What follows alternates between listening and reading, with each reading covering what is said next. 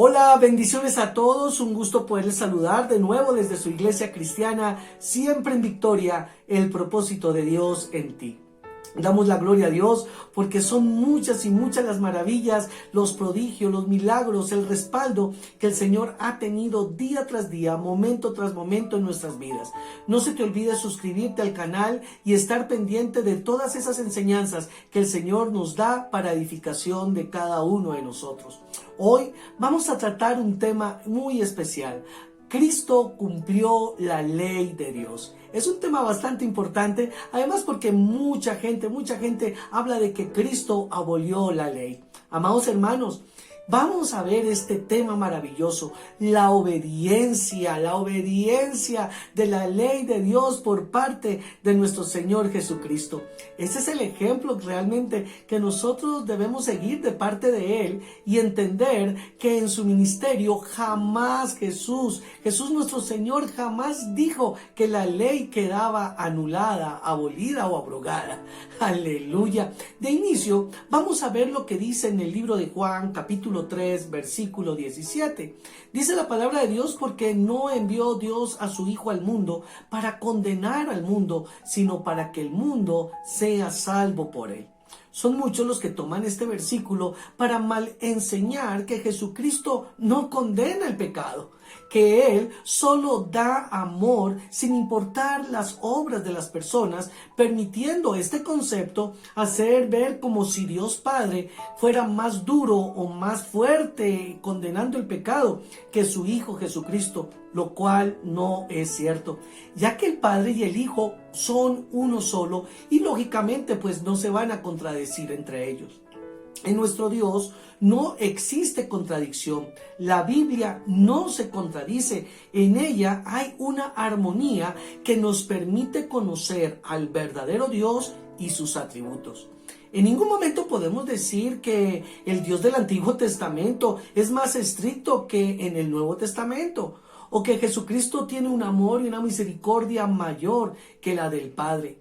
Tampoco debemos entender que Dios pensaba de una manera diferente en los tiempos de Moisés y que iba a cambiar esa manera de pensar y mandando a su único hijo, a Jesús, a contradecir lo que él antes había dicho. Esto no es así. El Señor no hace ni tiene ese tipo de variaciones. Acá en Juan capítulo 3, versículo 17, que acabamos de leer, vemos un mandamiento.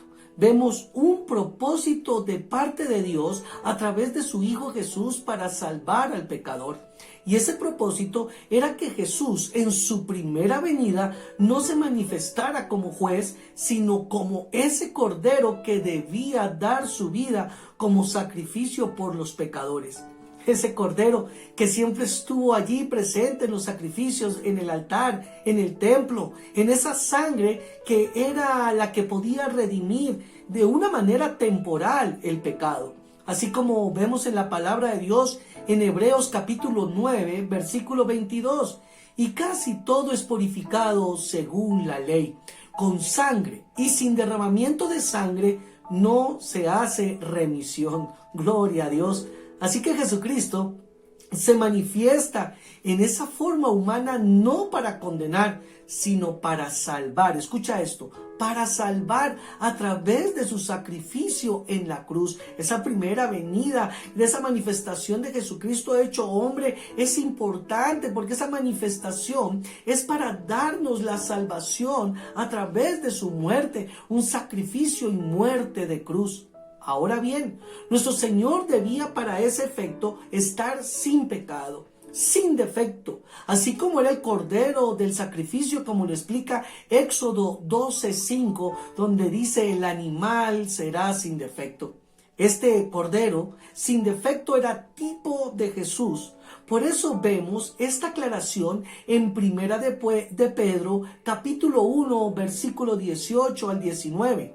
Donde dice: sabiendo que fuisteis rescatados de vuestra vana manera de vivir, la cual recibisteis de vuestros padres, no con cosas corruptibles como oro o plata. Y escucha esto acá: sino con la sangre preciosa de Cristo, como de un cordero sin mancha y sin contaminación. Gloria al Señor.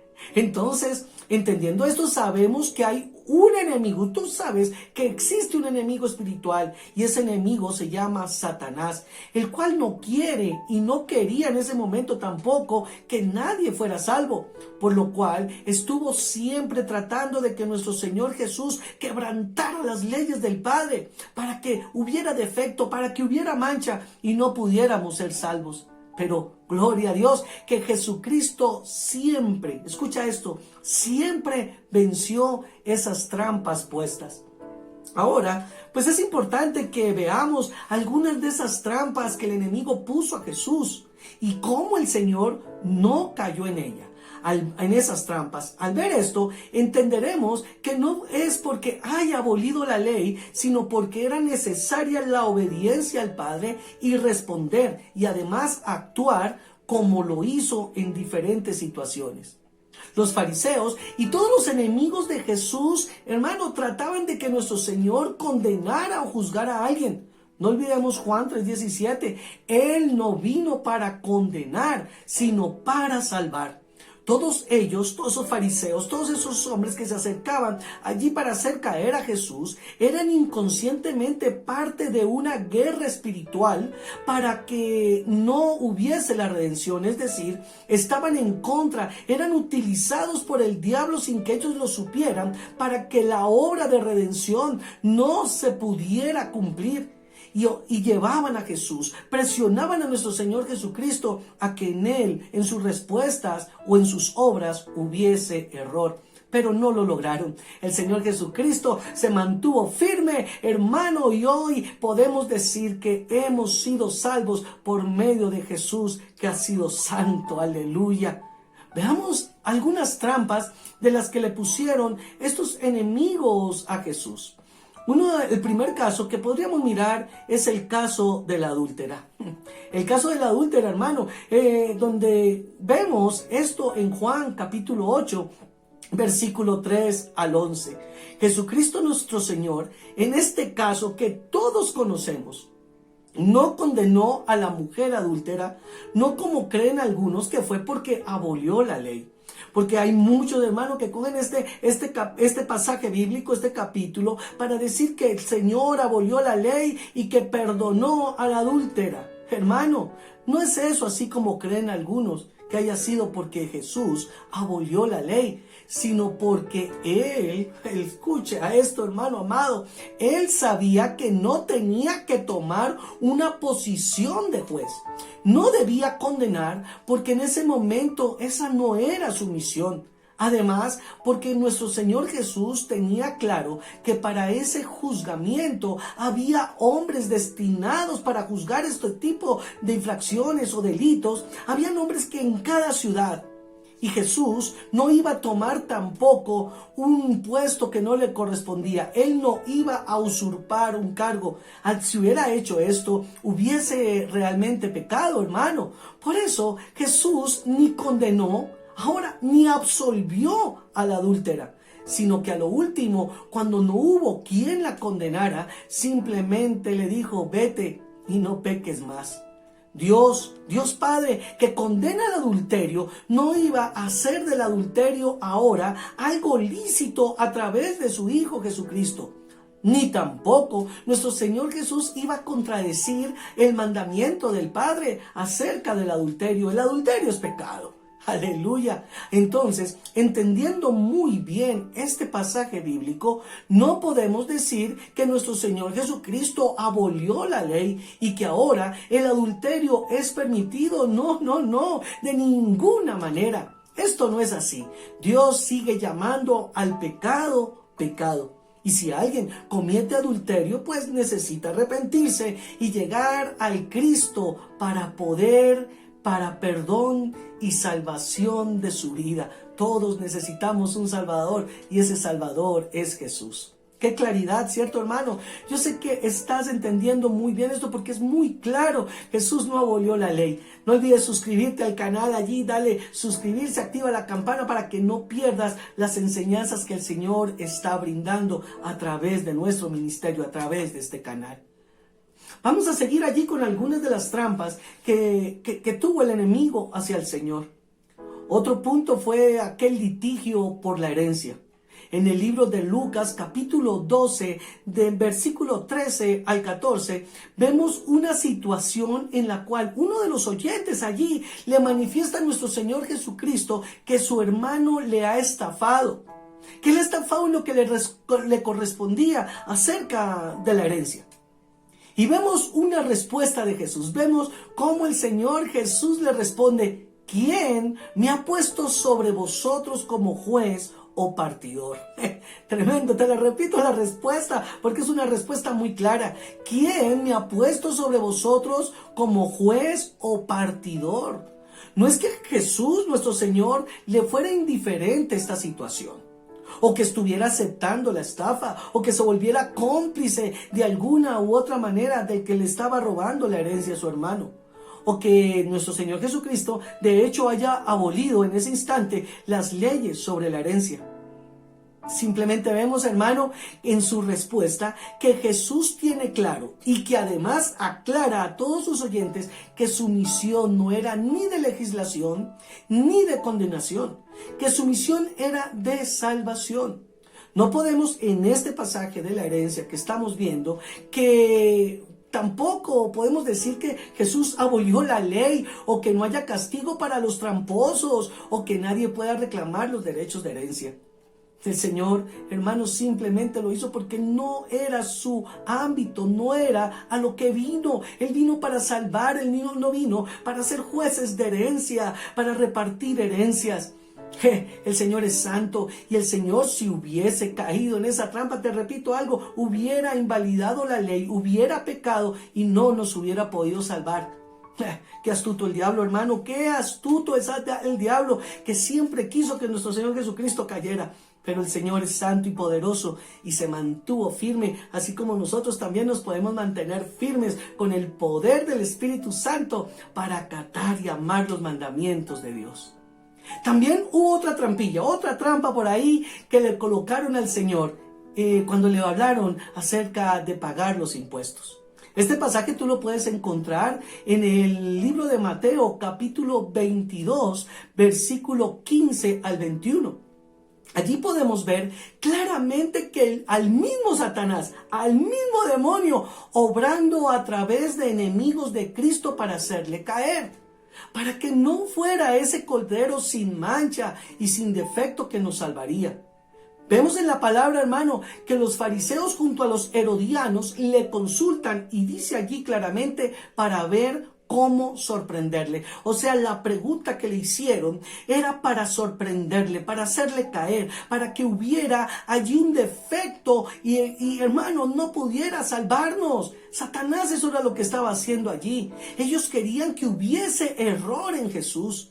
Pero dice también la palabra que Jesús, conociendo la malicia de ellos, gloria a Dios, el Señor es el único que verdaderamente conoce y escudriña los corazones.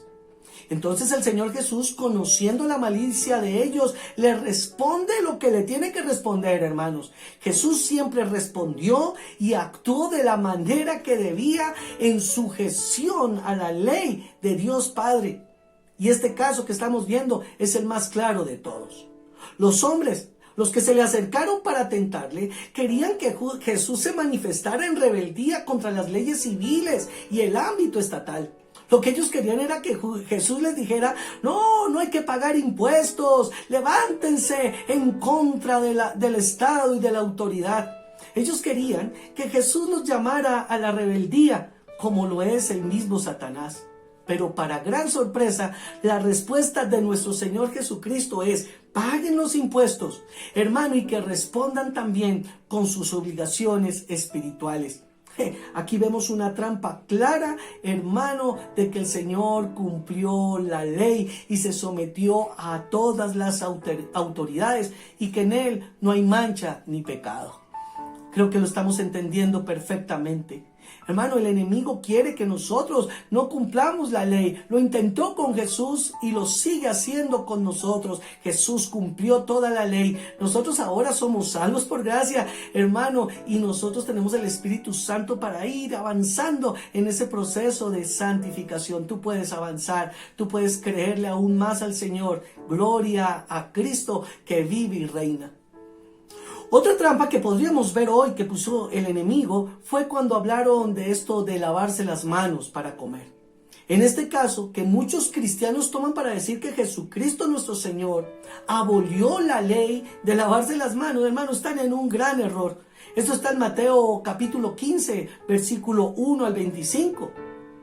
Pero los que dicen esto no se dan cuenta que Jesús aquí no está aboliendo ninguna ley de Dios Padre. Simplemente no está sometiéndose a una ley religiosa. Cuando le dijeron que por qué no se lavaba las manos él y sus discípulos, Jesús no estaba faltando a un mandamiento del Padre. Estaba, hermano, no sometiéndose a una ley de tradición religiosa. Los fariseos, ¿sabes qué? Creían que si comían sin lavarse las manos, se les iba a transmitir demonios y maldiciones. Pero esta creencia era, como dice claramente allí en la palabra, una tradición de ancianos, una tradición de hombres. Es decir, una tradición impuesta por los mismos fariseos y no fue una ley puesta por nuestro Dios de poder. Jesucristo les dice algo que es importante que nosotros lo veamos y lo entendamos, porque acá vemos que para Jesús es necesario y vigente la palabra de Dios Padre.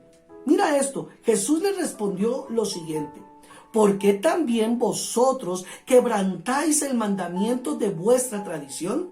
Aquí te puedes dar cuenta que Jesucristo nuestro Señor no acepta el abolir de la ley de Dios. Está hablando de no sujetarse a la tradición de los ancianos, a las tradiciones impuestas por la religiosidad.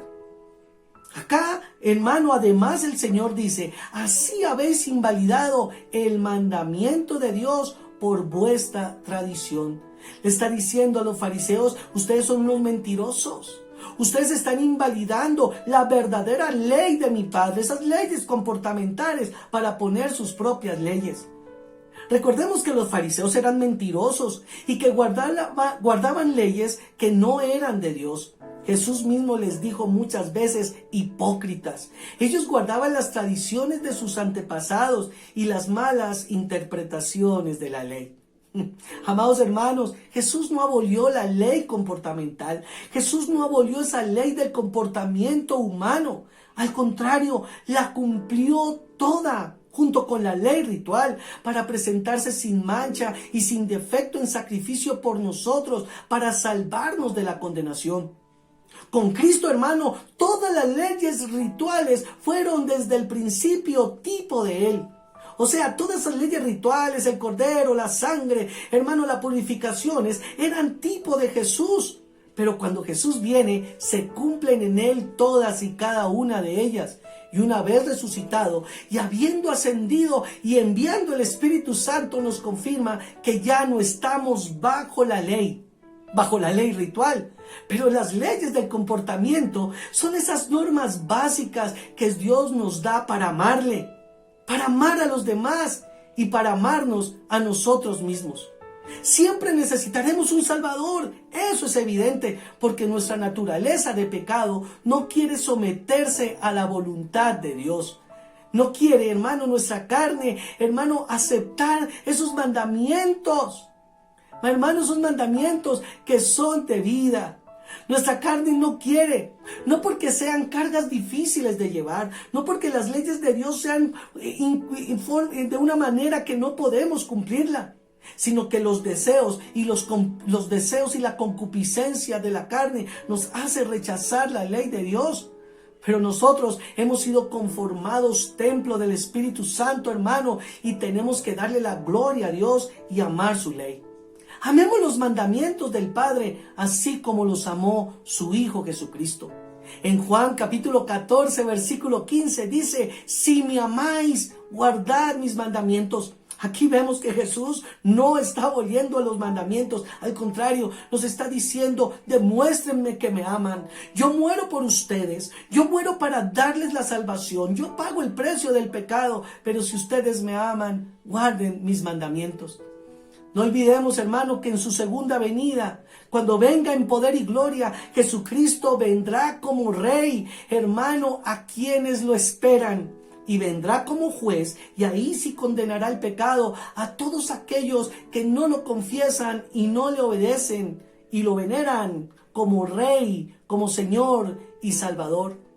Hoy hay tiempo, hermano. Confiesa tus pecados y deja que Cristo llene y pastoree tu vida. De pronto, tú estás allí alejado de las cosas de Dios, o has llegado a ver este video, hermano, y nunca has permitido que Dios entre a tu corazón. Él hoy sigue con los brazos abiertos, no para condenarte, sino para salvarte, y te va a enseñar unos mandamientos hermosos de vida abundante. Tú y yo necesitamos un Salvador, y ese Salvador es Jesús. Así que te invito a que hagas allí esta oración y digas: Señor Jesús, hoy confieso que soy pecador, que he fallado. Ven, entra en mi corazón, entra en mi vida, hazme una nueva criatura y enséñame tu palabra. Amén y amén. Dios te bendiga, amado hermano. No olvides suscribirte allí, dale suscribirse, activa la campana y comparte a otros este mensaje que viene de Dios, que es una manera también de evangelizar. Dios les bendiga, amados hermanos, amado amigo. Dios te bendiga, y no olvides que con Cristo siempre en victoria.